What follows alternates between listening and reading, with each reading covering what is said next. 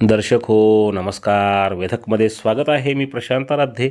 एक ताजी घडामोड अशी आहे की नुकतीच महायुती सरकारनं शेतकऱ्यांना 2 लाखापर्यंतची कर्जमाफी जाहीर केलेली आहे.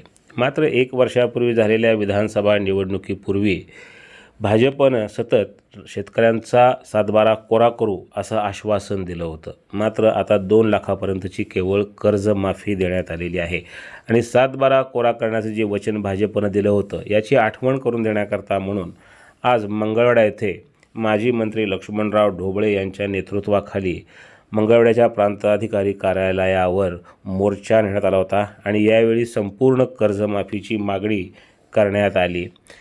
संत दामाजी चौकातून या मोर्चाचं आयोजन करण्यात आलं होतं आणि प्रांताधिकारी कार्यालयासमोर तेथे अनेकांनी आपली मतं व्यक्त केलेली आहेत आणि महायुती सरकारनं आपलं वचन पाळत तातडीने शेतकऱ्यांना संपूर्ण कर्जमाफी द्यावी आणि त्यांचा सातबारा कोरा करावा, यासह दिवसा वीज द्यावी, त्याचबरोबर पीक विम्याचे प्रश्न यावरही मोठ्या प्रमाणामध्ये जनजागृती करण्यात आली. यावेळी बोलताना प्राध्यापक लक्ष्मणराव ढोबळे यांनी संपूर्ण कर्जमाफीची मागणी केलेली आहे. पहा काय म्हणाले ते. पक्षाने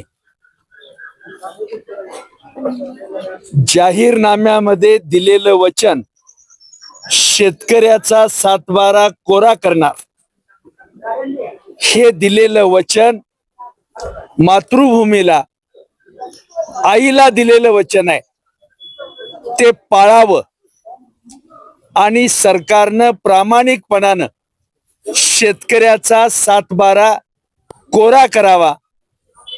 2 लाखाचं सांगून हप्त्याची भाषा बोलून शेतकऱ्याचं समाधान होणार नाही. शहाणपणानं बोलणाऱ्या सरकारनं या ठिकाणी पूर्णपणानं सातबारा कोरा केला पाहिजे, ही आमची एकसंघ अशा प्रकारची मागणी आहे. आणि त्यासाठी सातबारा कोरा झाल्याशिवाय आम्ही स्वस्थ बसणार नाही. श्यामाप्रसाद मुखर्जी आणि दीनदयाळ उपाध्याय यांच्या आत्म्याला जर शांती लाभायची असेल, लालकृष्ण अडवाणीनं शांतपणानं जर समाधान व्यक्त करायचं असेल तर पूर्ण सातबारा कोरा करावा, अशी आमची आग्रहाची विनंती आहे. नमस्कार.